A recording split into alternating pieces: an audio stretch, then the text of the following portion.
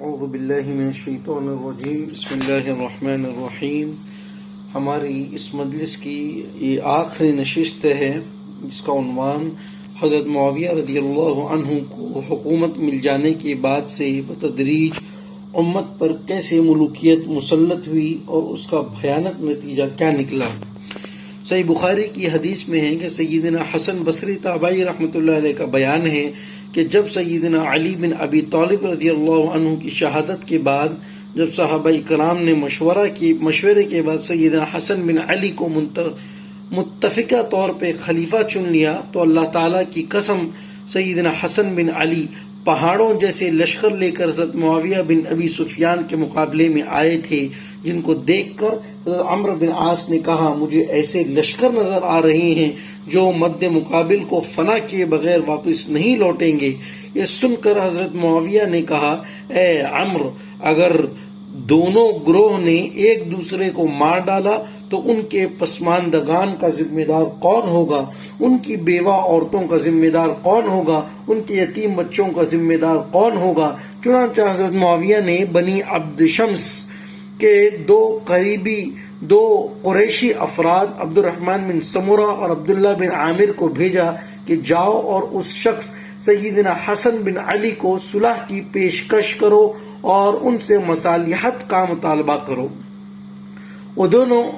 ان سیدنا حسن بن علی کے پاس آئے اور صلح و امن کی بات چلائی۔ سیدنا حسن نے فرمایا ہم بنو عبد المطلب ان جگہوں میں بہت مال خرچ کر چکے ہیں، یعنی صلح کی صورت میں ان کی کفالت کی ذمہ داری کون لے گا؟ اور یہ امت ان جنگوں کی وجہ سے اپنے خون میں لت پت ہو چکی ہے۔ ان دونوں نے عرض کی حضرت معاویہ آپ صلی اللہ علیہ وسلم کو فلاں پیشکش کرتے ہیں اور کچھ مطالبات کے طلبگار ہیں، یعنی آپ صلی اللہ علیہ وسلم خلافت سے دستبردار ہو جائیں۔ سیدنا حسن بن علی نے فرمایا اس معاہدے کی تکمیل کا ذمہ دار کون ہوگا؟ ان دونوں نے جواب دیا کہ ہم دونوں ذمہ دار ہیں۔ چنانچہ سیدنا حسن بن علی رضی اللہ عنہ جو بھی مطالبہ کرتے گئے وہ دونوں اپنے ذمے لیتے گئے۔ جب صلح ہو گئی تو سیدنا حسن بصری تابعی رحمۃ اللہ علیہ فرمانے لگے کہ میں نے سیدنا ابو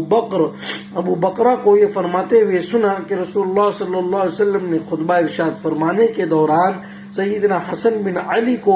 اپنے پہلو میں لیے ہوئے کبھی ان کی طرف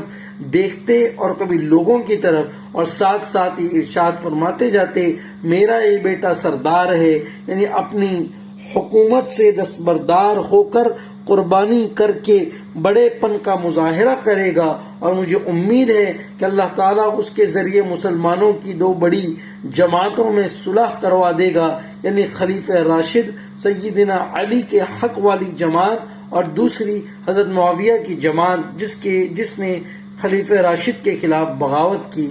حضرت یہ صحیح بخاری 2704 اور 7109 والی حدیث ہے کہ اللہ کے نبی صلی اللہ علیہ وسلم نے حسن کے متعلق فرمایا تھا کہ ھذا ابنی سید، کہ یہ میرا لڑکا سردار ہے، اور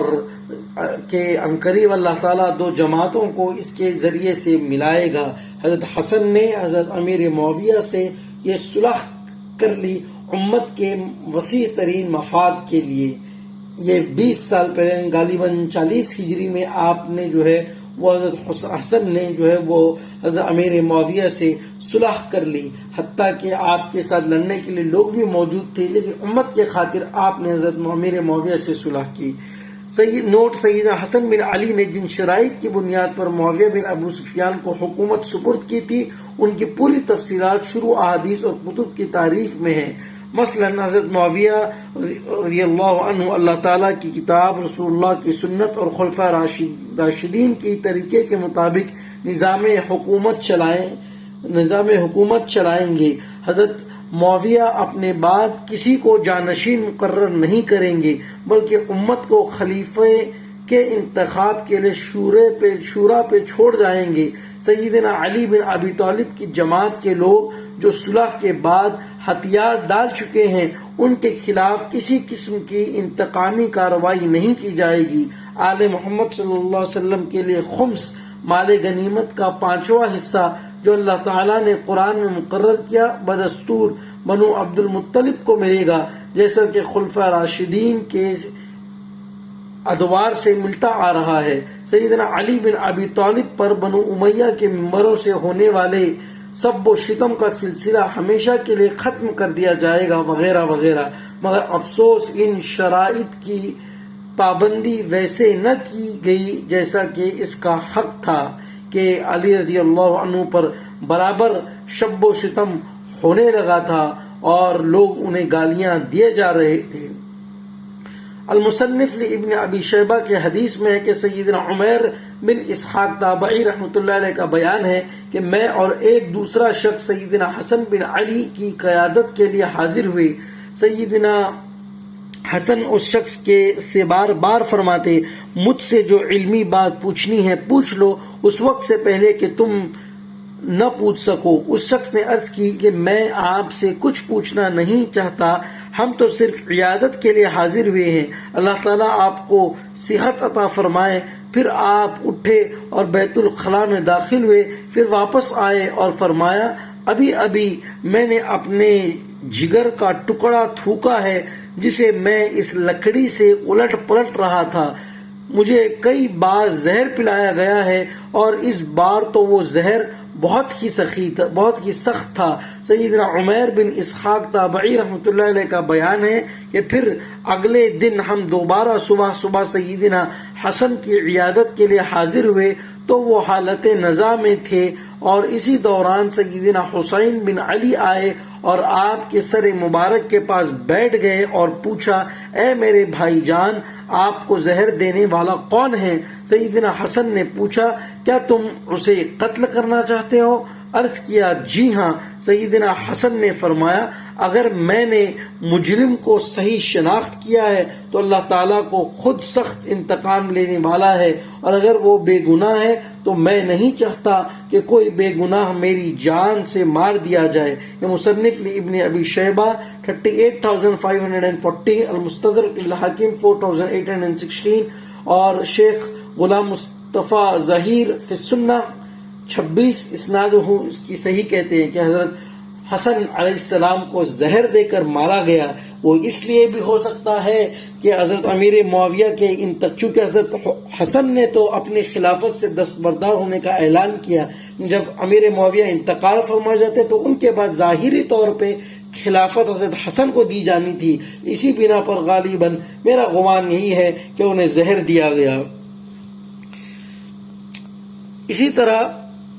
سیدنا سنن ابی داؤد کی حدیث میں کہ سیدنا خالد تابعی رحمۃ اللہ علیہ بیان کرتے ہیں کہ سیدنا مقدام بن معدی قرب اور عمرو بن اسود اور بنی اسد کا ایک شخص حضرت معاویہ بن ابی سفیان کے پاس وفد بن کر گئے۔ اس موقع پر ملاقات کے دوران حضرت معاویہ نے سیدنا مقدام سے کہا، کیا تمہیں معلوم ہے کہ سیدنا حسن بن علی فوت ہو گئے ہیں؟ سیدنا مقدام نے فوراً پڑھا، انا للہ و انا الیہ راجعون۔ ایک شخص حضرت معاویہ جن کا نام اگلے طریق میں ہے نے سیدنا مقدام سے کہا، تم اسے مصیبت سمجھتے ہو؟ سیدنا مقدام نے جواباً ارشاد فرمایا، میں اسے مصیبت کیوں کر نہ سمجھوں، حالانکہ میں نے خود دیکھا تھا کہ رسول اللہ صلی اللہ علیہ وسلم نے سیدنا حسن کو اپنی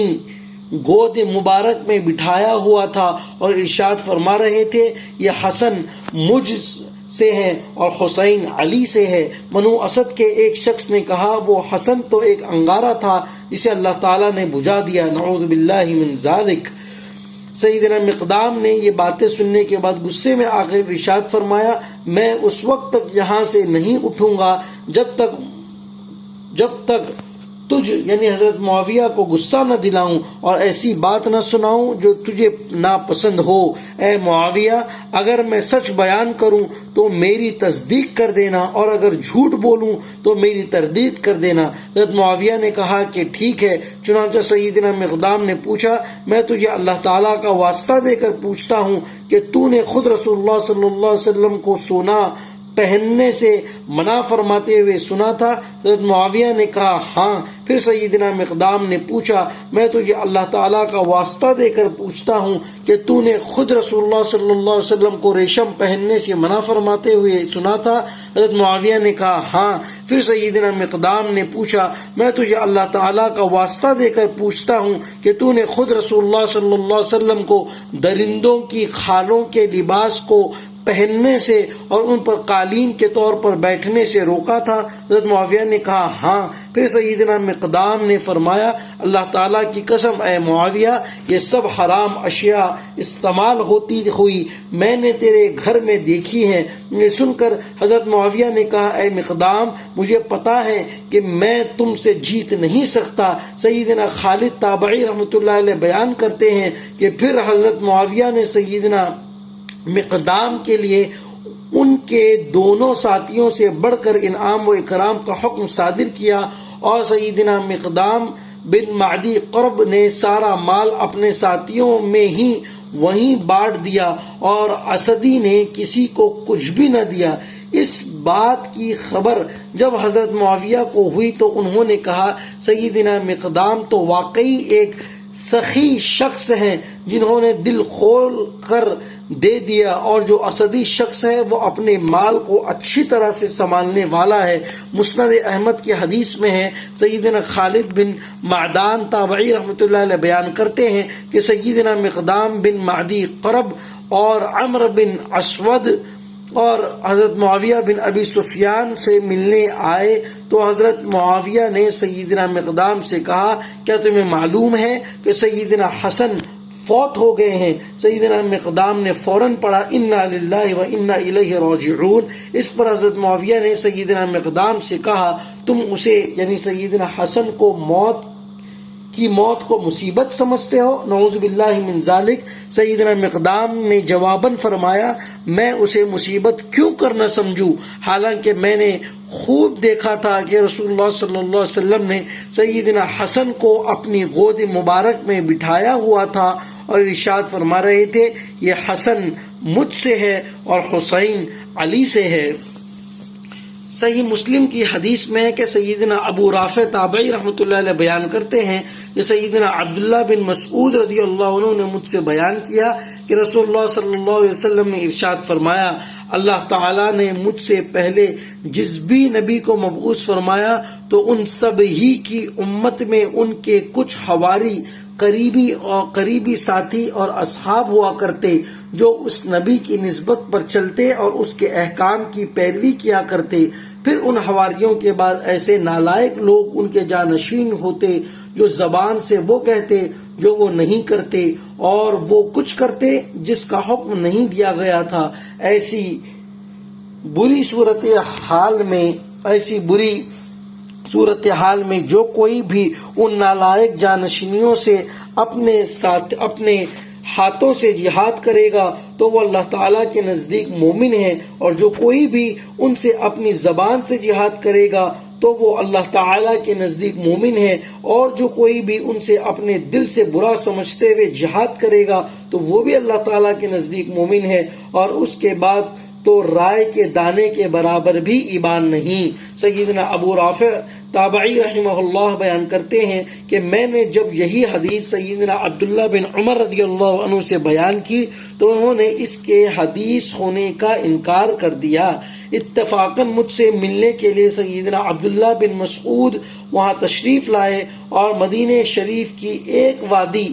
قنات میں قیام کیا تو سیدنا عبداللہ بن عمر مجھے ساتھ لے کر ان کی عیادت کے لیے حاضر ہوئے۔ جب ہم ان کے پاس بیٹھ گئے تو میں نے اسی حدیث کے متعلق سیدنا عبداللہ بن مسعود سے سوال کیا تو انہوں نے بالکل وہی حدیث بیان کی جو میں سیدنا عبداللہ بن عمر سے بیان کر چکا تھا۔ صحیح مسلم کی حدیث میں ہے کہ سیدنا طارق بن شہاب تابعی رحمہ اللہ بیان کرتے ہیں کہ سب سے پہلے مروان بن حکم نے عید کے دن نماز سے پہلے خطبے کی بدعت شروع کی، عید کے دن نماز سے پہلے خطبے کی بدعت۔ یہ کیوں شروع کی؟ کیونکہ نماز کے بعد ان کا خطبہ کوئی سنتا ہی نہیں تھا، جس میں حضرت علی اور آل علی پر لعن طعن کیا جاتا، سب و شتم کیا جاتا۔ نوٹ: نماز کے بعد خطبے میں بنو امیہ کے گورنر سیدنا علی بن ابی طالب پر ممبروں سے لعنت کرواتے تھے، چنانچہ لوگ خطبہ سننے بغیر ہی اپنے گھروں کو چلے جایا کرتے تھے۔ یہ آج بھی ہوتا ہے۔ ایک شخص جو اپنی پرانی زندگی سے توبہ کر چکا ہے اور نیک زندگی گزارنے کی کوشش کر رہا ہے، اس پر مخصوص لہجے میں، مخصوص مساجد میں، مخصوص علماء کرام اور مشہور علماء کرام کے ذریعے سے اس پر لعنت کی جاتی ہے، لیکن اس کے مد مقابل میں جو ظلم ہو رہا ہے، جو عریانیت پھیلائی جا رہی ہے اور جو سر عام عریانیت کا دھندا چلایا جا رہا ہے گھروں سے، اس کے خلاف ایک لفظ بولا نہیں جاتا۔ اور صحابہ کے منقبت ایک لفظ اس کے لیے بولے نہیں جاتے، بلکہ خاص جو التائب من الذنب کمن لا ذنب لہ والا معاملہ کر رہا ہو، اسی کے لیے مسجدوں سے لعن طعن بھی ہو رہا ہے، ہوتا رہے گا، اور یہ ایک پرانا دستور ہے جو چلتا آ رہا ہے۔ اسی طرح صحیح بخاری اور صحیح مسلم کی حدیث میں ہے، سیدنا ابو سعید خدری کا بیان ہے کہ رسول اللہ صلی اللہ علیہ وسلم عید الفطر اور عید الاضحیٰ کے موقع پر عیدگاہ کی طرف تشریف لے جاتے تو سب سے پہلے نماز عید ادا فرماتے، پھر لوگوں کے سامنے کھڑے ہوتے جبکہ لوگ اپنی صفوں میں ہی بیٹھے ہوتے، چنانچہ آپ صلی اللہ علیہ وسلم انہیں نصیحت فرماتے اور نیکی کا حکم دیتے، اور اگر کوئی لشکر تشکیل دینا ہوتا تو اسے تشکیل دیتے، اور کوئی اور خاص حکم ہوتا تو ارشاد فرماتے، پھر آپ صلی اللہ علیہ وسلم واپس تشریف لے جاتے۔ سیدنا ابو سعید خدری رضی اللہ عنہ کا بیان ہے کہ لوگ اسی سنت پر قائم تھے، حتیٰ کہ ایک بار حضرت معاویہ کا مقرر کردہ گورنر امیر مدینہ مروان بن حکم کے ہمراہ عید الفطر عید الاضحیٰ کی نماز کے لیے نکلا، اور جب ہم عیدگاہ میں پہنچے تو ناگہاں دیکھا کہ قصیر بن سلط نے وہاں ایک ممبر تیار کیا ہوا تھا، اور مروان بن حکم نے نماز سے پہلے ہی اس ممبر پر بغرض خطبہ چڑھنا چاہا تو میں نے اس کے لباس کو پکڑ کر کھینچا، یعنی سنت کی مخالفت سے روکنا چاہا، مگر وہ دامن چھڑا کر چڑھ گیا اور نماز سے پہلے ہی خطبہ دے ڈالا۔ میں نے کہا، اللہ تعالیٰ کی قسم، تم نے سنت نبیہ صلی اللہ علیہ وسلم کو بدل ڈالا۔ اس مروان بن حکم نے کہا، اے ابو سعید، جس سنت کو تم جانتے ہو وہ رخصت ہو چکی۔ میں نے جواباً کہا، اللہ تعالیٰ کی قسم، میں جس سنت کو جانتا ہوں وہ اس بدعت سے بہتر ہے جسے میں نہیں جانتا۔ اس نے کہا، اصل بات یہ ہے کہ لوگ نماز کے بعد ہمارے خطبے کے لیے بیٹھتے نہیں تھے، لہٰذا میں نے اس خطبے کو نماز سے پہلے مقرر کیا۔ صحیح مسلم 179 اور 177، صحیح بخاری 956 اور صحیح مسلم 2053 احادیث میں اس تمام چیزیں منقول ہے۔ صحیح بخاری کی حدیث میں ہے کہ سیدنا یوسف تابعی رحمۃ اللہ علیہ بیان کرتے ہیں کہ مروان بن حکم کو حضرت معاویہ بن ابی سفیان نے حجاز کے لیے اپنا گورنر مقرر کیا تو اس نے مسجد نبی صلی اللہ علیہ وسلم نے خطبہ دینے کے دوران حضرت معاویہ کی زندگی میں ہی یزید بن معاویہ کا ذکر کرنا شروع کیا تاکہ لوگوں سے اس کے باپ کے بعد خلیفہ بننے کے لیے پیشگی ہی بیعت لے سکے۔ اس کی تقریر سن کر سیدنا عبد الرحمن بن ابی بکر نے اس مروان سے کچھ کہہ دیا۔ سیدنا عبد الرحمن کے ان کھرے جوابی الفاظ کا ذکر اسی حدیث کے اگلے طریق میں موجود ہے۔ مروان نے غصے میں حکم دیا کہ انہیں گرفتار کر لیا جائے، چنانچہ سیدنا عبد الرحمن جان بچانے کی خاطر اپنی بہن ام المؤمنین سیدنا عائشہ رضی اللہ عنہما کے گھر جو مسجد نبوی کے ساتھ ملحق تھا میں داخل ہو گئے۔ جب وہ حکومتی کارندے انہیں نہ پکڑ سکے تو مروان بن حکم نے غصے میں آ کر گستاخی کرتے ہوئے کہا کہ بے شک یہ وہی شخص ہے کہ جس کے متعلق اللہ تعالیٰ نے فرمایا تھا، اور وہ شخص کہ جس نے کہا اپنے والدین سے کہ افسوس ہے تمہارے حال پر، کیا تم مجھے اس بات کی دھمکی دیتے ہو کہ میں قبر سے نکالا جاؤں گا، حالانکہ مجھ سے پہلے بھی کئی قومیں گزر چکی ہے۔ یہ دھمکیاں تو صرف اگلے لوگوں کی کہانیاں ہیں۔ الاحقاف آیت نمبر 17۔ مروان کی طرف سے آل ابی بکر پر لگائے گئے اس گستاخانہ اور جھوٹے الزام پر ام المومنین سیدنا عائشہ رضی اللہ عنہا نے پردے میں سے ہی جواب دیتے ہوئے ارشاد فرمایا، ہم آل ابی بکر رضی اللہ عنہ سے متعلق اللہ تعالیٰ نے کچھ بھی نازل نہیں فرمایا سوائے اس کے جو سورۃ النور میں میری براءت سے متعلق نازل ہوا تھا۔ سنن النسائی والکبریٰ المستدرک للحاکم کی حدیث میں ہے کہ سیدنا محمد بن زیاد تابعی رحمۃ اللہ علیہ بیان کرتے ہیں کہ جب حضرت معاویہ نے اپنے بیٹے یزید بن معاویہ کے لیے بیعت لی تو مروان بن حکم نے کہا سیدنا ابو بکر سیدنا عمر کی سنت ہے کہ انہوں نے اپنے بعد خلیفہ کو نامزد کیا۔ سیدنا عبد الرحمن نے جواباً فرمایا، یہ تو ہرقل اور قیصر جیسے بادشاہوں کی سنت ہے کہ باپ کے بعد اس کا بیٹا حکمران بنے گا۔ تو مروان نے کہا، بے شک یہ وہ شخص ہے کہ جس کے متعلق اللہ تعالیٰ نے یہ آیت اتاری تھی، الاحقاف آیت نمبر 17۔ جب یہ بات سیدہ عائشہ رضی اللہ عنہا تک پہنچی تو انہوں نے فرمایا، اللہ تعالیٰ کی قسم اس مروان نے جھوٹ کہا، اللہ تعالیٰ نے وہ آیت ہمارے متعلق نازل نہیں فرمائی، اور اگر میں چاہوں تو اس کا نام بھی بتا سکتی ہوں جس کے متعلق وہ نازل ہوئی۔ حقیقت تو یہ ہے کہ بے شک میں نے خود سنا کہ رسول اللہ صلی اللہ علیہ وسلم نے مروان اور اس کے باپ پر لعنت کی تھی، جبکہ مروان اس وقت اپنے باپ کی پشت میں تھا، پس مروان اللہ تعالیٰ کی طرف سے اسی لعنت کا ایک ٹکڑا ہے۔ صحیح بخاری 4827، سنن النسائی والکبریٰ 11491، المستدرک للحاکم 8483، اور دوسری حدیث کی کتابوں میں یہ حدیث منقول ہے۔ الاوائل ابن ابی عاصم کی حدیث میں ہے، سیدنا ابو ذر غفاری رضی اللہ عنہ بیان کرتے ہیں کہ رسول اللہ صلی اللہ علیہ وسلم نے ارشاد فرمایا، پہلا شخص جو میری سنت کو بدل دے گا اس کا تعلق بنو امیہ سے ہوگا۔ اسی کے تحت اپنے مجموعے میں محدث اعظم سعودی عرب شیخ محمد ناصر الدین البانی رحمہ اللہ متوفی 1420 ہجری لکھتے ہیں، اس حدیث میں سنت کو تبدیل کر دینے سے مراد خلیفے کے انتخاب کے طریقے کو بدل کر اسے وراثت بنا دینا ہے۔ یعنی کہ خلیفاؤں کا طریقہ یہ رہا کہ امت کو انہوں نے یا تو خلیفہ انہوں نے خود اپنا چنا یا امت کے سپرد وہ کر کے گئے، یا منتخب افراد کے ذمے لگا دیا کہ وہ خلیفہ کو چن لیں۔ یہ باپ کے بعد بیٹا کا چننا یہ بادشاہی طرز ہے۔ مسند ابی یعلا اور مجموع الزوائد کی حدیث میں ہے، سیدنا عبداللہ بن سبا تابعی رحمہ اللہ بیان کرتے ہیں کہ سیدنا علی بن ابی طالب نے ہمیں خطبہ دیتے ہوئے فرمایا، قسم ہے اس ذات کی جس نے دانے کو پھاڑا پھر اس سے نباتات نکالے اور مخلوقات کو پیدا فرمایا، ایک وقت آئے گا کہ میری داڑھی کو میرے سر کے خون سے رنگ دیا جائے گا۔ ایک شخص کھڑا ہوا اور عرض کی، اللہ تعالیٰ کی قسم جو کوئی بھی ایسی حرکت کرے گا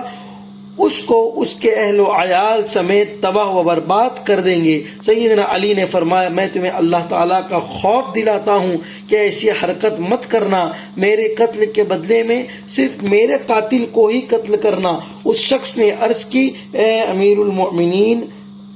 اپنے بعد ہمارے لیے اپنا کوئی خلیفہ مقرر فرما دیں۔ سیدنا علی نے فرمایا، نہیں، بلکہ میں تمہیں اسی طرح چھوڑ کر جاؤں گا جیسا کہ رسول اللہ صلی اللہ علیہ وسلم نے ہمیں بغیر خلیفہ کے چھوڑا تھا۔ لوگوں نے عرض کی اگر آپ صلی اللہ علیہ وسلم ہمیں بغیر خلیفہ کے چھوڑے جا رہے ہیں تو جب اللہ تعالیٰ سے ملاقات ہوگی تو کیا جواب دیں گے؟ سیدنا علی نے فرمایا میں عرض کروں گا کہ اے اللہ تعالیٰ میں ان میں رہا جب تک تو نے مجھے ان میں رکھا، اور جب تو نے مجھے موت دے دی تو میں نے تجھے ان پر نگراں چھوڑ دیا۔ اب تیری مرضی ہے، تو چاہے تو ان کی اصلاح فرما دے اور چاہے تو ان کو تباہ و برباد فرما دے۔ اور یہی ہوا، حضرت خوارج کا جو گروہ پیدا ہوا، انہوں نے 3 لوگوں کے نام منتخب کیے، مغیرہ بن شعبہ اور امیر معاویہ، اور غالباً عمرو بن عاص امیر معاویہ، اور اسی طرح علی بن ابی طالب۔ انہوں نے کہا کہ یہ تینوں دین سے نکلے ہوئے ہیں اور جتنا فتنہ و فساد ہے ان کی وجہ سے ہے۔ تو عمرو بن عاص تو اس وقت جمعہ پڑھانے نہیں آئے، امیر معاویہ آئے، ان پر حملہ ہوا لیکن اس سے وہ بچ گئے، ہلکی سی خراش آئی اور جس کی وجہ سے وہ بچ گئے، علاج کروایا تو بچ گئے۔ لیکن علی پر جو زخم ہوا، فیروز بن لولعو، مغیرہ بن شعبہ کے غلام فیروز بن لولعو نے نہیں، انہوں نے حضرت فیروز بن لولعو نے حضرت عمر پر حملہ کیا تھا۔ ایک دوسرے شخص نے، میرا ذہن میں سے اب نام نکل گیا، حضرت علی پر حملہ کیا، جس کی تاب وہ نہ لا سکے اور جو ہے وہ شہید ہو گئے۔ صحیح بخاری کی حدیث میں کہ سیدنا جبیر بن عبداللہ بجلی رضی اللہ عنہ بیان کرتے ہیں کہ میں یمن میں تھا اور وہاں میری ملاقات 2 یمنی باشندوں ذو قلع اور ذو عمر سے ہوئی۔ میں انہیں رسول اللہ صلی اللہ علیہ وسلم کی احادیث سنانے لگ گیا۔ یہ سن کر ذو عمر کہنے لگے اگر آپ کی باتیں اپنے نبی کریم صلی اللہ علیہ وسلم کے بارے میں درست ہیں تو پھر سن لو کہ ان نبی کریم صلی اللہ علیہ وسلم کی وفات کو تو 3 دن گزر چکے ہیں، پھر وہ میرے ساتھ ہی سفر کرتے رہے حتیٰ کہ ہم راستے میں ہی تھے کہ ہمارے سامنے مدینہ منورہ سے آنے والا ایک قافلہ نمودار ہوا، اور ہم نے ان سے نبی کریم صلی اللہ علیہ وسلم کے متعلق پوچھا تو انہوں نے بتایا رسول اللہ صلی اللہ علیہ وسلم وفات پا گئے اور سیدنا ابو بکر رضی اللہ عنہ کو خلیفہ بنا لیا گیا ہے اور سب لوگ امن و امان سے ہیں۔ اور ان دونوں نے کہا اپنے خلیفے کو بتانا کہ ہم آ رہے تھے مگر اب واپس ہو رہے ہیں اور شاید دوبارہ واپس آئیں گے انشاءاللہ۔ پھر وہ یمن کو لوٹ گئے۔ چنانچہ میں نے مدینہ منورہ پہنچ کر سیدنا ابو بکر سے ان کا سارا قصہ بیان کیا تو انہوں نے فرمایا تم انہیں میرے پاس لے کر کیوں نہیں آئے؟ پھر کچھ عرصے بعد ملاقات ہونے پر ذو عمر نے مجھ سے کہا اے جریر، میرے دل میں تمہاری بڑی عزت ہے اور میں تمہیں ایک خاص بات بتلاتا ہوں کہ تم عرب اس وقت تک خیر و اصلاح میں رہو گے جب تک تم اپنے حاکم کے انتقال پر دوسرا حاکم بنا لو گے، پھر جب حصول اقتدار کے لیے تلوار استعمال ہوگی تو تمہارے حاکم بادشاہ بن جائیں گے جو بادشاہوں کی طرح غضبناک ہوا کریں گے اور بادشاہوں کی طرح خوش ہوں گے، یعنی ان کے مزاج شاہانہ اور اطوار جاہرانہ ہوں گے۔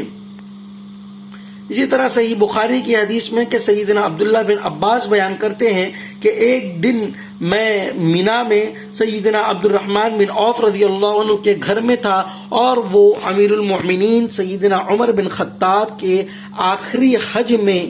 ان کے ساتھ تھے۔ سیدنا عبد الرحمن لوٹ کر آئے اور مجھ سے کہنے لگے کاش تم اس شخص کو دیکھتے جو آج امیر المؤمنین کے پاس آیا اور کہنے لگا کہ امیر المؤمنین کیا آپ اس فلاں شخص سے پوچھ گچھ نہیں کریں گے کہ جو یہ کہتا ہے کہ اگر سیدنا عمر فوت ہو گئے تو میں فلاں شخص کی بیعت کر لوں گا، کیونکہ سیدنا ابو بکر کی بیعت بھی تو اچانک بغیر کسی منصوبے کے ہوئی تھی اور کامیاب رہی تھی۔ اس کی یہ خبر سن کر سیدنا عمر غصے میں آ گئے اور فرمایا انشاءاللہ آج شام میں ضرور لوگوں کو خطبہ دوں گا اور انہیں ان سازشی لوگوں سے خبردار کروں گا جو لوگوں سے معاملات یعنی اقتدار چھین لینا چاہتے ہیں۔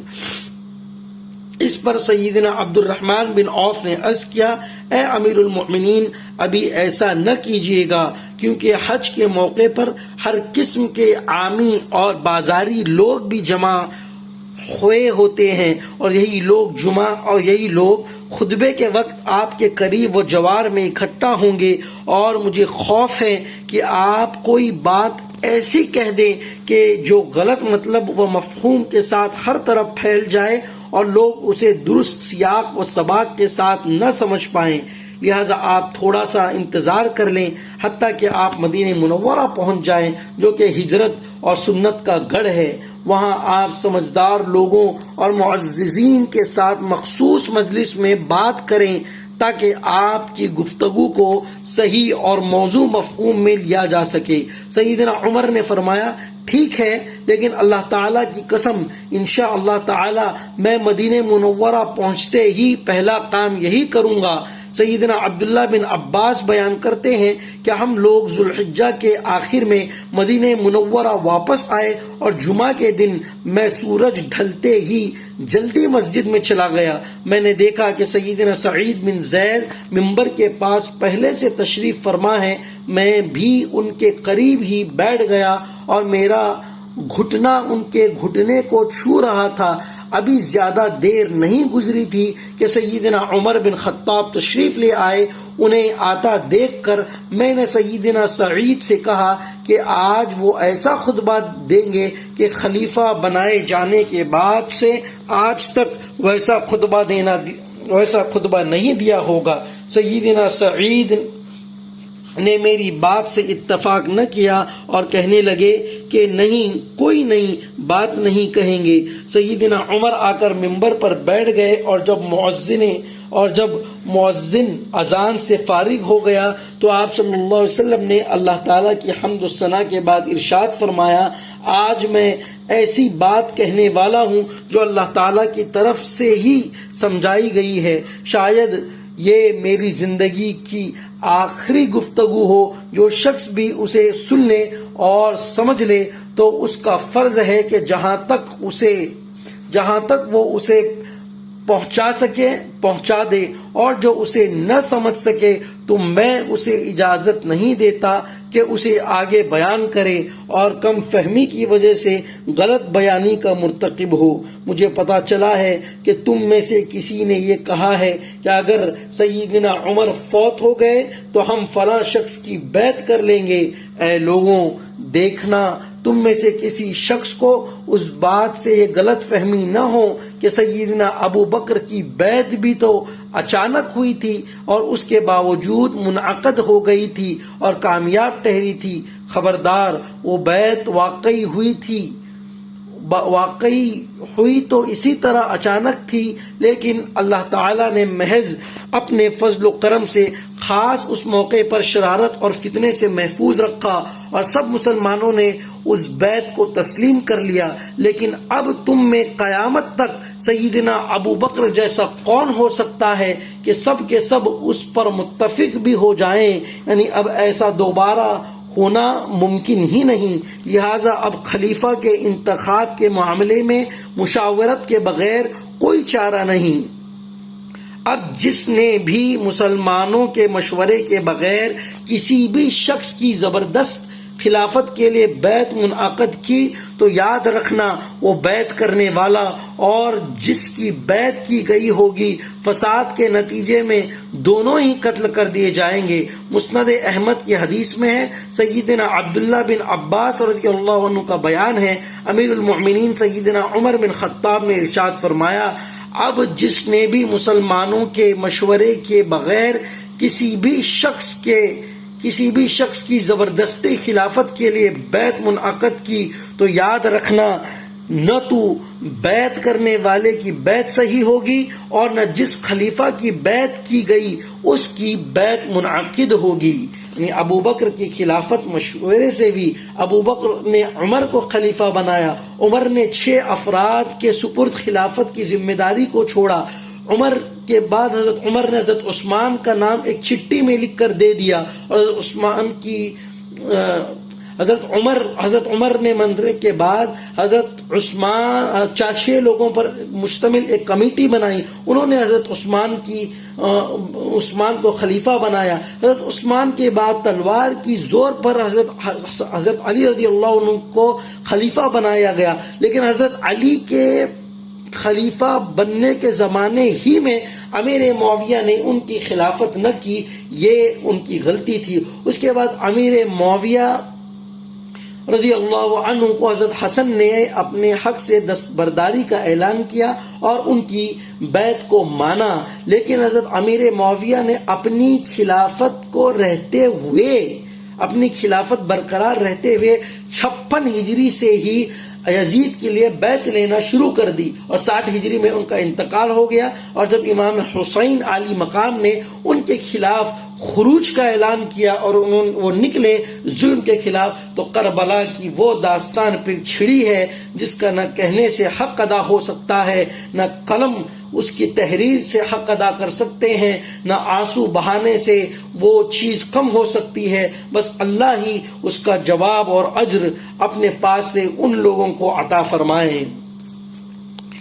صحیح بخاری کی حدیث میں ہے کہ سیدنا ابو ہریرہ بیان فرماتے ہیں کہ میں نے رسول اللہ صلی اللہ علیہ وسلم سے 2 قسم کے علوم کے پیالے محفوظ کیے ہیں. ایک علم شریعت کو میں نے لوگوں میں نشر کر دیا ہے، اور دوسرے مستقبل میں ہونے والے فتنوں سے متعلق رسول اللہ صلی اللہ علیہ وسلم کی بتائی ہوئی غیبی خبروں کو اگر بیان کروں تو ان موجودہ حکمرانوں کے کرتوتوں کی اصلیت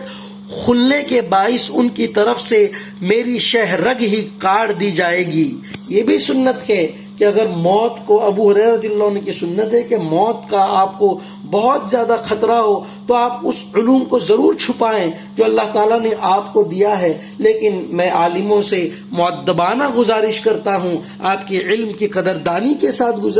گزارش کرتا ہوں. یہ کیا ظلم آپ نے ڈھایا ہوا ہے کہ ایک شخص کی کھول کر آپ جو ہے اس کی زندگی کے ہر پہلو کو اجاگر کر رہے ہیں. وہ بازاروں سے گزرے، آپ ممبروں سے اس کے متعلق اعلان کرتے ہیں. وہ گلیوں سے گزرے، نیچ چھوکروں کے ذریعے سے اس پر گالیاں کہی جاتی ہے. وہ پیشاب پاخانہ بیٹھے، اس کی عریاں تصویریں بنائی جاتی ہے. اور ایسے حکمران اور ایسے لوگ جو یہ سب چیزوں کو چلا رہے ہیں، آپ کی زبانیں خاموش، آپ کے قلم بے حرکت اور آپ کے افعال اور کردار اس میں کوئی نمایاں نظر نہیں آتے. یہ منافقت کا دوغلاپن آپ کب تک چلائیں گے؟ کیا منہ لے کر آپ اللہ کے دربار میں حاضر ہوں گے؟ کس علوم نبوت کا دعویٰ آپ کر رہے ہیں اور کس بات پر اپنے آپ کو عالم اور انبیاء کے وارث کہہ رہے ہیں؟ اگر آپ اس طرف بول نہیں سکتے تو آپ اس طرف بھی خاموش ہو جائیں. اللہ سے ڈریں، تقوی اختیار کریں. صحیح بخاری کی حدیث میں ہے کہ سیدنا سعید بن عمرو تابعی رحمۃ اللہ علیہ کا بیان ہے کہ میں مسجد نبوی شریف میں سیدنا ابو ہریرہ رضی اللہ عنہ کے ہمراہ بیٹھا ہوا تھا اور ہمارے ساتھ مروان بن حکم بھی تھا. سیدنا ابو ہریرہ نے فرمایا کہ میں نے صادق و مصدوق رسول اللہ صلی اللہ علیہ وسلم کو فرماتے ہوئے سنا تھا، میری امت کی ہلاکت خاندان قریش میں سے بنو امیہ کے نوجوان لڑکوں کے ہاتھوں سے ہوگی، والعیاذ باللہ من ذالک. یہ سن کر مروان خود ہی کہنے لگا، ان چھوکروں پر اللہ کی لعنت ہو. سیدنا ابو ہریرہ نے فرمایا، اگر میں چاہوں تو بنو فلاں اور بنو فلاں کہہ کر ان چھوکروں کے نام بھی بتا سکتا ہوں. راوی حدیث کہتے ہیں کہ جب وہ لوگ شام کے حکمران بن گئے تو میں اپنے دادا یعنی سعید تابعی رحمہ اللہ کے ساتھ بنو مروان کے پاس جایا کرتا تھا. تو میرے دادا جان جب ان کم عمر لڑکوں کو دیکھتے تو فرمایا کرتے، عین ممکن ہے کہ یہ وہی لڑکے ہوں. ہم نے ان سے جواباً عرض کیا، آپ سعید تابعی رحمہ اللہ ہی بہتر جانتے ہیں. صحیح مسلم کی حدیث میں ہے، سیدنا ابو ہریرہ رضی اللہ عنہ بیان فرماتے ہیں کہ میں نے رسول اللہ صلی اللہ علیہ وسلم سے خود سنا تھا، قریش کا یہ قبیلہ مراد بنو امیہ اور اس کے ثبوت میں مقابلے کی حدیث نمبر 2 پہلے ہی گزر چکی ہے، میری امت کو برباد کر دے گا. یہ حدیث میں سنا رہا ہوں آپ کو. کوئی میری بات نہیں ہے۔ ہم نے عرض کیا اے اللہ تعالیٰ کے رسول صلی اللہ علیہ وسلم، پھر آپ ہمیں ایسی حالت میں کیا حکم دیتے ہیں؟ آپ نے جواباً ارشاد فرمایا، کاش کے لوگ ان سے الگ ہی رہیں، یعنی ان حکمرانوں کے ساتھ کسی بھی برے عمل میں ہرگز شریک نہ ہوں۔ صحیح بخاری 120 نمبر حدیث اور 7058 اور صحیح مسلم 7325۔ حکمران جو بھی اچھے کام کریں دل سے قابل قبول ہے، دل سے ان کے لیے دعائیں نکلتی ہے، ہم ان کا تعاون بھی کریں گے اچھے کاموں کے لیے، لیکن ہمارا موقف عبداللہ بن عمر کا ہے کہ لیکن جب وہ برائی پر آ جائیں ہم اس سے الگ تھلگ ہو جائیں گے۔ حضرت عثمان نے باغیوں کے متعلق کہا تھا، جب وہ تمہیں نماز پڑھائے، اچھی باتوں کی تعلیم و تلقین کرے، تم ان کی پیروی کرو، لیکن جب وہ برائی کی طرف تمہیں بلائے تم ان سے الگ تھلگ ہو جاؤ۔ امت مسلمہ جاگ جاؤ، عریانی چھوڑ دو، اور پردہ کشی کرنا، کسی کے نفسیات کو شکار بنانا، اس کی بیوی پر تہمت باندھنا، عریانیت کو فروع دینا، یہ چھوڑ دو، باز آ جاؤ، اللہ کا واسطہ تمہیں میں دیتا ہوں۔ مسند احمد کی حدیث میں ہے، سیدنا ابو ہریرہ رضی اللہ عنہ بیان فرماتے ہیں کہ میں نے رسول اللہ صلی اللہ علیہ وسلم سے خود سنا تھا، 70 کی دہائی کا آغاز یعنی 61 ہجری اور چھوکروں کی حکمرانی سے اللہ تعالیٰ کی پناہ مانگا کرو۔ دلائل النبوہ للبیہقی کی حدیث میں ہے، سیدنا ابو ہریرہ رضی اللہ عنہ مدینہ منورہ کے بازار میں چلتے ہوئے یہ دعا مانگا کرتے، اے اللہ تعالیٰ مجھے 60 تک باقی نہ رکھنا، یعنی 60 ہجری تک لوگوں تمہاری بربادی ہو۔ حضرت معاویہ کی کنپٹیوں کو مضبوطی سے پکڑ کر انہیں روک لو، اے اللہ تعالیٰ مجھے چھوکروں کے دور اقتدار تک باقی نہ رکھنا۔ مسند ابی یعلا کی حدیث میں ہے، سیدنا ابو ہریرہ رضی اللہ عنہ بیان فرماتے ہیں کہ رسول اللہ صلی اللہ علیہ وسلم نے خواب میں دیکھا کہ گویا حکم کے بیٹے مروان بن حکم اور اس کی اولاد آپ صلی اللہ علیہ وسلم کے ممبر شریف پر اچھل کر چڑھتے ہیں اور اترتے ہیں۔ خواب کے بعد آپ صلی اللہ علیہ وسلم سخت طیش میں آ گئے اور ارشاد فرمایا، میں کیا دیکھ رہا ہوں کہ حکم کے بیٹے مروان بن حکم اور اس کی اولاد میرے ممبر پر بندروں کی طرح اچھل کود کر رہے ہیں۔ سیدنا ابو ہریرہ کا بیان ہے، اس غیبی خبر ملنے کے بعد وفات تک آپ صلی اللہ علیہ وسلم کو کبھی مطمئن اور ہنستا ہوا نہیں دیکھا گیا، کبھی ہنستا ہوا آپ کو نہیں دیکھا گیا۔ صحیح مسلم کی حدیث میں ہے، سیدنا عاص بن عمرو عبید اللہ بن زیاد جو یزید بن معاویہ کی طرف سے کوفہ کے لیے گورنر مقرر تھا کے پاس آئے اور بطور نصیحت فرمایا، اے بیٹا میں نے رسول اللہ صلی اللہ علیہ وسلم کو خود فرماتے ہوئے سنا ہے، بدترین حکمران وہ ہے جو ظالم ہو، اس لیے تم ان میں شامل ہونے سے بچ جاؤ۔ یہ سن کر وہ عبید اللہ بن زیاد گستاخی کرتے ہوئے بولا، بیٹھ جاؤ، تم تو صحابہ میں سے محض بھوسا ایک گرے پڑے غیر اہم شخص ہو۔ سیدنا عاص بن عمرو نے جواباً فرمایا کہ صحابہ میں سے بھی کوئی شخص بھوسا تھا؟ بھوسا تو ان کے بعد میں آنے والے تم جیسے لوگوں میں ہیں۔ سنن ابی داؤد کی حدیث میں ہے، سیدنا ابو طالوت تابعی رحمہ اللہ بیان کرتے ہیں کہ میں نے سیدنا ابو برزہ کو گورنر یزید بن معاویہ عبید اللہ بن زیاد کے پاس آتے دیکھا، جبکہ وہ دسترخوان پر تھا۔ اس نے سیدنا ابو برزہ کو آتے ہوئے دیکھ کر کہا، یہ ہے تمہارا ٹھکانہ محمدی صلی اللہ علیہ وسلم، نعوذ باللہ من ذالک۔ سیدنا ابو برزہ اس کی تنزیہ بات کو سمجھ گئے اور جواباً فرمایا، مجھے گمان نہیں تھا کہ میں ایسے لوگوں کے دور حکومت تک زندہ رہوں گا جو مجھے رسول اللہ صلی اللہ علیہ وسلم کی صحبت پر آر دلائیں گے۔ عبید اللہ بن زیاد بولا، محمد صلی اللہ علیہ وسلم کی صحابیت تمہارے لیے باعث زینت ہے، آر کا سبب نہیں۔ پھر کہنے لگا، میں نے تمہیں اس لیے بلوایا کہ تم سے حوض سے کوثر سے متعلق پوچھوں، کیا تم نے رسول اللہ صلی اللہ علیہ وسلم سے اس کے بارے میں کچھ سنا تھا؟ سیدنا ابو برزہ نے فرمایا، ہاں، نہ ایک بار، نہ 2 بار، نہ 3 بار، نہ 4 بار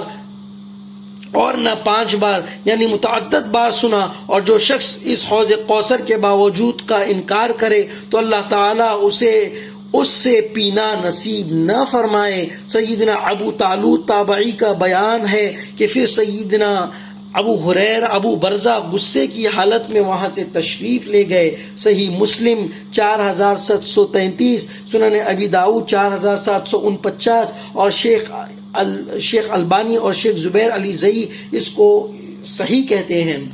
صحیح بخاری کی حدیث میں ہے کہ سیدنا براء بن عازب رضی اللہ عنہ فرماتے ہیں کہ میں نے رسول اللہ صلی اللہ علیہ وسلم سے خود سنا تھا، انصار سے صرف مومن ہی محبت کرے گا اور انصار سے صرف منافق ہی بغض رکھے گا۔ چنانچہ جس نے انصار سے محبت کی تو اللہ تعالیٰ اس سے محبت فرمائے گا، اور جس نے انصار سے دشمنی رکھی تو اللہ تعالیٰ اس سے دشمنی رکھے گا۔ صحیح بخاری کی حدیث میں ہے، سیدنا انس رضی اللہ عنہ بیان فرماتے ہیں رسول اللہ صلی اللہ علیہ وسلم سر مبارک پر مٹی باندھے مرض وفات میں باہر تشریف لائے اور ممبر پر جلوہ افروز ہوئے، اور اس کے بعد آپ صلی اللہ علیہ وسلم کبھی ممبر پر تشریف نہ لا سکے۔ آپ صلی اللہ علیہ وسلم نے اللہ تعالیٰ کی حمد و ثنا کے بعد ارشاد فرمایا، میں انصار کے بارے میں تمہیں نصیحت کرتا ہوں کہ وہ میرے جسم و جان ہیں، وہ اپنی ذمہ داریاں نبھا چکے اور ان کے حقوق باقی ہیں، تم میرے بعد ان کے نیکوکاروں کی طرف سے عذر قبول کرنا اور ان کے خطا کاروں سے درگزر کرنا۔ صحیح بخاری کی حدیث میں ہے، سیدنا ابو ہریرہ بیان فرماتے ہیں کہ رسول اللہ صلی اللہ علیہ وسلم نے ارشاد فرمایا، اگر ہجرت نہ ہوتی تو میں بھی انصار میں سے ایک آدمی ہوتا۔ اگر سارے لوگ ایک وادی میں چلے اور انصار دوسری گھاٹی میں، تو میں انصار کی گھاٹی میں چلوں گا۔ انصار استر اندرونی لباس ہے، جبکہ باقی لوگ اوپر کا کپڑا ہے۔ اے انصار، بے شک تم لوگ میرے بعد ترجیح دیکھو گے تو تم صبر کرنا یہاں تک کہ مجھ سے حوض کوثر پر ملاقات کرنا۔ المستدرک الحاکم کی حدیث میں ہے، سیدنا عبداللہ بن عباس رضی اللہ عنہ کا بیان ہے کہ سیدنا ابو ایوب انصاری رضی اللہ عنہ جو رسول اللہ صلی اللہ علیہ وسلم کے میزبان بنے تھے، جب غزوہ روم میں شریک ہوئے تو امیر لشکر حضرت معاویہ نے ان سے کہا، کیا تم قاتلان عثمان میں شامل نہیں، اور ان کے ساتھ بدسلوکی کا معاملہ کیا؟ پھر غزوے سے واپسی پر بھی ایسا ہی سلوک کیا اور ان کی طرف کوئی توجہ نہ دی۔ تو سیدنا ابو ایوب انصاری نے حضرت معاویہ سے فرمایا، رسول اللہ صلی اللہ علیہ وسلم نے ہم انصاریوں سے پہلے ہی فرما دیا تھا کہ تم لوگ کن کن آزمائشوں میں مبتلا ہوگے۔ حضرت معاویہ نے کہا، تو پھر رسول اللہ صلی اللہ علیہ وسلم نے تمہیں کیا حکم دیا تھا؟ سیدنا ابو ایوب انصاری نے کہا کہ آپ صلی اللہ علیہ وسلم نے فرمایا، تم صبر کرنا یہاں تک کہ مجھ سے حوض کوثر پر ملاقات کرنا۔ حضرت معاویہ نے کہا، تو پھر تم صبر ہی کرو۔ اس گستاخی پر سیدنا ابو ایوب انصاری غصے میں آ گئے اور قسم کھائی کہ پوری زندگی حضرت معاویہ سے کلام نہیں کروں گا۔ جب سیدنا علی بن ابی طالب نے سیدنا عبداللہ بن عباس کو بصرہ کا گورنر بنا کر بھیجا تو وہاں سیدنا ابو ایوب انصاری ان کو ملنے کے لیے آئے۔ سیدنا عبداللہ بن عباس نے فرمایا، میں آپ کے لیے آج ویسے ہی گھر خالی کر دوں گا جیسے آپ نے رسول اللہ صلی اللہ علیہ وسلم کی مہمان نوازی کے لیے کیا تھا۔ پھر انہوں نے اپنے گھر والوں کو وہاں سے نکل جانے کا حکم دیا اور سارا گھر ساز و سامان سمیت سیدنا ابو ایوب انصاری کو تحفے میں دے دیا۔ پھر پوچھا، کوئی اور حاجت؟ سیدنا ابو ایوب انصاری نے فرمایا، مجھ پر 4000 درہم کا قرضہ ہے اور مجھے اپنی زمین پر کام کرنے کے لیے 8 غلاموں کی ضرورت ہے۔ اس پر سیدنا عبداللہ بن عباس نے سیدنا ابو ایوب انصاری کو 20,000 درہم اور 40 غلام تحفے میں دیے۔ یہ صحیح بخاری 3783، 3799، 4330، مستدرک الحاکم 4935، 5940 اور امام حاکم اور امام ذہبی نے اس کی اسناد کو صحیح فرمایا۔ صحیح مسلم کی حدیث میں ہے کہ عبد الرحمن بن شماسہ کا بیان ہے، میں ام المؤمنین سیدہ عائشہ رضی اللہ عنہا کے پاس کچھ پوچھنے کے لیے حاضر ہوا۔ انہوں نے مجھ سے پوچھا کہ تو کس جگہ کے لوگوں میں سے ہے؟ میں نے عرض کیا مصر والوں میں سے ہوں۔ اس پر انہوں نے فرمایا تمہارے موجودہ حاکم جس نے حضرت معاویہ کی حمایت میں سیدنا علی رضی اللہ عنہ کی طرف سے مقرر کردہ مصر کے حاکم میرے بھائی محمد بن ابی بکر پر چھپ کر حملہ کر کے انہیں شہید کر کے مصر پر قبضہ کر لیا کا کیا حال تھا اس لڑائی میں؟ میں نے عرض کیا میں نے تو اس نئے حاکم میں کوئی بات بری نہیں دیکھی۔ ہم میں سے کسی کا اونٹ مر جاتا تو وہ اسے نیا اونٹ دیتا تھا، اور اگر ہمارا غلام مر جائے تو نیا غلام دے دیتا، اور اگر خرچے کی ضرورت بڑھ جائے تو خرچہ بھی دے دیتا ہے۔ سیدہ عائشہ رضی اللہ عنہما نے فرمایا تمہارے اس حاکم نے میرے بھائی محمد بن ابی بکر کے ساتھ جو سلوک کیا، یعنی محمد بن ابی بکر کو شہید کر کے ان کی لاش مردہ گدھے کی کھال میں ڈال کر جلائی گئی، یہ حرکت مجھے اس حدیث کو بیان کرنے سے نہیں روک سکتی کہ رسول اللہ صلی اللہ علیہ وسلم نے فرمایا میرے اس حجرے میں فرمایا تھا اے اللہ تعالی میری امت کا جو حاکم لوگوں پر سختی کرے تو بھی اس پر سختی فرما، اور جو حاکم ان لوگوں پر نرمی کرے تو بھی اس پر نرمی فرما۔ المستدرک الحاکم کی حدیث میں ہے، مروان بن حکم کا بیان ہے کہ میں حضرت معاویہ کے ہمراہ ام المؤمنین سیدہ عائشہ رضی اللہ عنہا کی خدمت میں حاضر ہوا تو انہوں نے فرمایا اے معاویہ تم نے حجر بن عدی اور ان کے ساتھیوں کو شہید کر دیا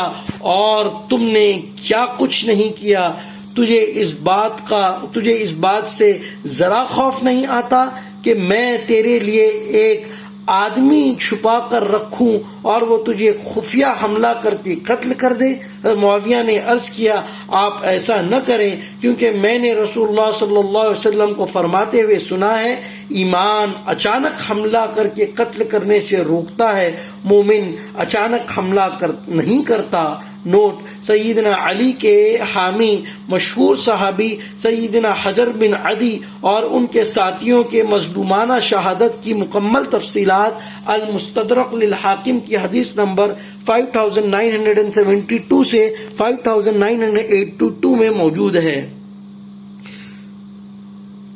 مسند احمد کی حدیث میں ہے کہ سیدنا سعید بن مسیب رحمہ اللہ فرماتے ہیں کہ حضرت معاویہ ام المؤمنین سیدنا عائشہ رضی اللہ عنہا کی خدمت میں حاضر ہوئے تو انہوں نے فرمایا کیا تم اس بات کا خطرہ نہیں ہے کہ میں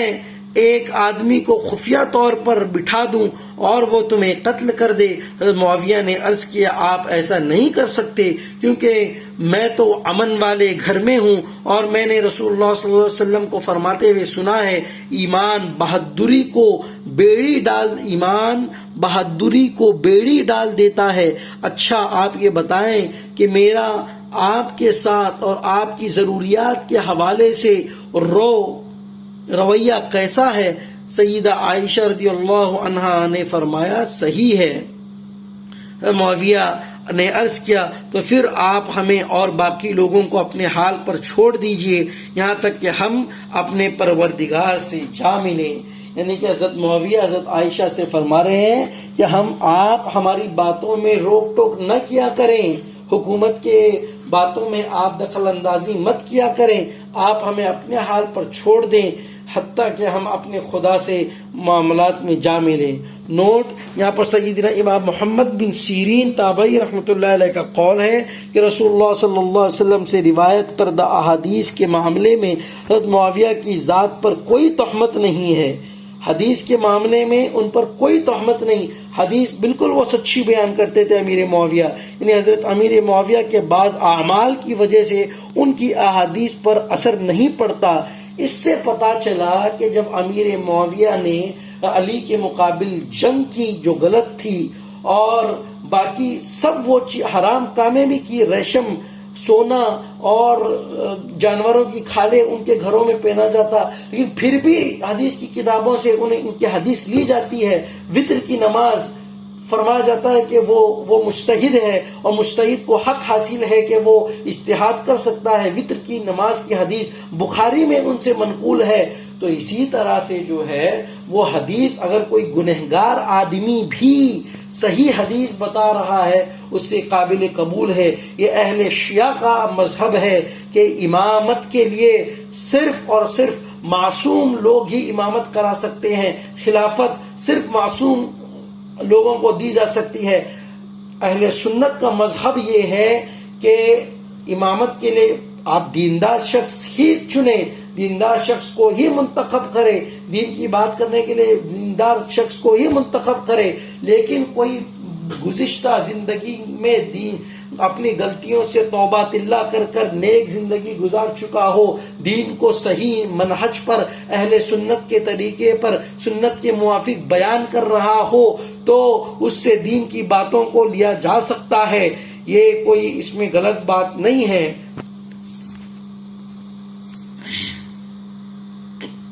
امام احمد بن حنبل اور امام بخاری کے استاد امام علی بن جعد رحمہ اللہ المتوفی 230 ہجری فرماتے ہیں، مجھے یہ برا نہیں لگے گا کہ اللہ تعالی حضرت معاویہ کو قیامت کے دن عذاب دے۔ یہ تہذیب التہذیب امام ابن حجر جلد 7 صفحہ 257 اور شیخ زبیر علی زئی فی قیام رمضان صفحہ 77 اسناد ہی صحیح اس کی کہتے ہیں۔ نوٹ: امام ملا علی قاری حنفی رحمہ اللہ المتوفی 1014 ہجری لکھتے ہیں، میں کہتا ہوں کہ جب حضرت معاویہ پر واجب تھا کہ وہ اپنی بغاوت سے رجوع کر کے خلیفہ برحق سیدنا علی کی اطاعت کی طرف آ جاتے، ان کی مخالفت چھوڑ دیتے اور خلافت منفیہ کے طلب ترک کر دیتے جو انہوں نے نہیں کیا، تو اس سے یہ ظاہر ہوتا ہے کہ حضرت معاویہ باطن میں باغی تھے اور ظاہر میں صرف لوگوں کو دکھانے کے لیے خون عثمان کو ڈھال بنائے ہوئے تھے۔ چنانچہ یہ حدیث جو صحیح بخاری اور صحیح مسلم دونوں میں موجود ہے، سیدنا عمار رضی اللہ عنہ کو ایک باغی جماعت قتل کرے گی، ان کی پوشیدہ چیز کو ظاہر کرنے والی ہے اور ان کی بغاوت کو روکنے والی ہے، تاہم کتاب تقدیر میں اسی طرح لکھا ہوا تھا جیسا کہ ہو گیا۔ حضرت معاویہ کے عمل اور رویے کی وجہ سے قرآن و حدیث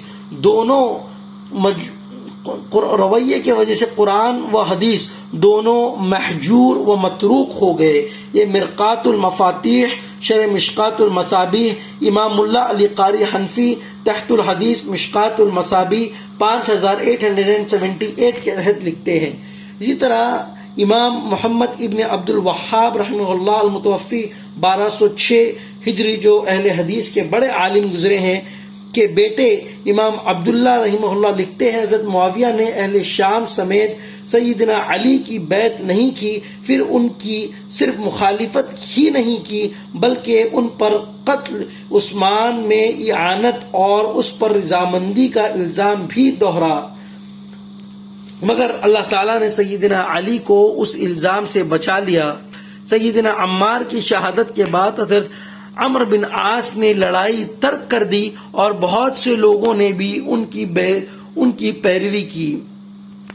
حضرت معاویہ نے ان سے پوچھا، تم نے لڑائی کیوں ترک کی ہے؟ انہوں نے کہا، ہم نے عمار کو قتل کر دیا ہے اور میں نے رسول اللہ صلی اللہ علیہ وسلم سے سنا ہے، آپ نے فرمایا عمار کو باغی جماعت قتل کرے گی۔ معلوم ہوا کہ ہم باغی ہیں۔ معاویہ بولے، خاموش رہو، واللہ تم اونٹ کی طرح ہمیشہ اپنے ہی پیشاب سے پسلتے ہو، کیا ہم نے ان کو قتل کیا ہے؟ ان کو علی اور ان کے ساتھیوں نے قتل کیا ہے جنہوں نے ان کو ہمارے درمیان لا پھینکا، ہم تو ان کے بچاؤ کے لیے لڑ رہے تھے جس میں وہ قتل ہو گئے۔ سیدنا علی کو اس کی خبر ہوئی تو الزامی جواب کے طور پہ فرمایا، اگر ہم نے ان کو قتل کیا ہے تو پھر اپنے چچا سیدنا حمزہ کو رسول اللہ صلی اللہ علیہ وسلم نے قتل کیا جنہوں نے ان کو کفار کے مقابلے میں بھیجا تھا۔ نعوذ باللہ من ذالک، یہ کیسی بات تھی جو امیر معاویہ نے کہی۔ سید الشہداء جنہیں کہا جاتا ہے، جن پر اللہ کے نبی فخر کیا کرتے تھے، ان کے متعلق امیر معاویہ نے ایسی بات کہی۔ بنو امیہ سیدنا علی کی تنقیص اور ان کے بارے میں نازیبا الفاظ استعمال کرتے رہے، مگر اس عمل سے علماء کے دل میں سیدنا علی کی محبت بڑھ گئی اور قدر و منزلت میں اضافہ ہو گیا۔ عمر بن عبداللہ بن زبیر کہتے ہیں بنو امیہ 60 سال تک ان کو گالیاں دیتے رہے، مگر وہ ان کا کچھ نہ بگاڑ سکے، بلکہ ان کی شان پہلے سے بلند ہو گئی۔ یہ سیرت الرسول صلی اللہ علیہ وسلم الامام عبداللہ بن محمد بن عبد الوہاب فی الباب الخلافہ علی بن ابی طالب رضی اللہ عنہ علیہ السلام ہے۔ تو آج ہم اس نشست کو